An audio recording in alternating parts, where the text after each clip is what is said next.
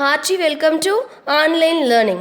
In this video, you are going to watch the explanation and summary of the poem Our Casuarina Tree, which is written by Toru Dutt. The poem published in 1881. Before entering into the poem, we are going to see the details of the poetess Toru Dutt. Toru Dutt, an Indian English writer, was born on March 4, 1856 in Bengal and died on August 30, 1877. She wrote poems in English and French. She was also a French translator. Her father name is Govind Chandra Dutt and mother name is Shedramoni. Toru Dutt was the youngest child of the family. Her elder sister name is Aru Dutt and brother name is Abju Dutt. Now we are going to see the short summary of the poem Our Casuarina Tree. In this poem, Toru Dutt picturized the tree as a symbolic representation of her childhood memories. Hence, the Casuarina tree is considered as a nostalgic poem. This poem is considered as an ode also. The tree connotes the nostalgic feelings and memory of Toru Dutt.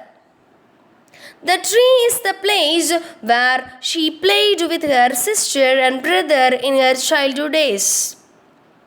So, the very thought of the tree transported her to her golden past days. Now we are going to see the stanza-wise summary of the poem Our Casuarina Tree. In the first stanza, Toru Dutt described the Casuarina tree and its appearance. The tree was having scars in its trunk like a huge python rounded it. It was very tall and it could reach the stars in the sky, it seemed. It had a creeper which very tightly embraced the tree. Arthur thought that no other tree could bear such tight embrace. It wore the creeper's flowers like a scarf and stood gallantly like a soldier. The crimson-colored flowers in the tree gathered birds and bees. In the night, the sounds of the bees and birds around the tree aroused a beautiful song in the garden. In the second stanza, the poetess tells that she used to see the tree from her window each and every morning in the very dawn of her day. In winter, the poetess could see the large monkey called baboon with its beautiful baby. While the baboon watched the sunrise, its cute baby used to play in the tree. Birds like cuckoos used to sing in the tree. The song hailed by kokilas woke up the cows. It drove them to the pastures. The water lilies enmassed down around the tree looked like snow. The poetess astonished to see all these things every morning. The next stanza explained why the author was so dear to the tree. The tree and its appearance didn't make the author to be the dearest towards it. Even though the tree was magnificent, the author's memories tied with it made the tree unforgettable one. Whenever she stood under the tree, she was able to hear the joyful scream of her sister and brother Abju and Aru. She can imagine the time shared under the tree with them like images.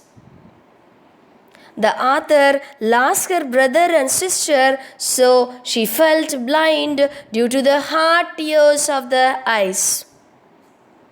In the next stanza, the poetess tells that she could communicate with the tree from an unknown land which is far off away from the tree.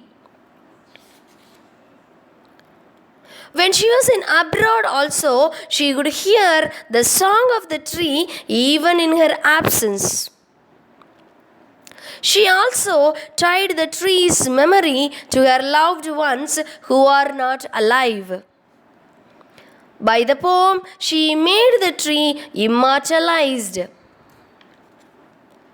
Her dear casuarina tree lives in this world like Wordsworth's yew tree in form of verse. In the last stanza, Torudutt expressed her wish not to forget the casuarina tree and the linked memories even after her death.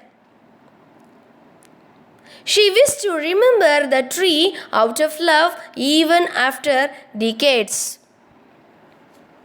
So she prayed God to give her the oblivion curse which can make her to remember and to imagine things even after her death.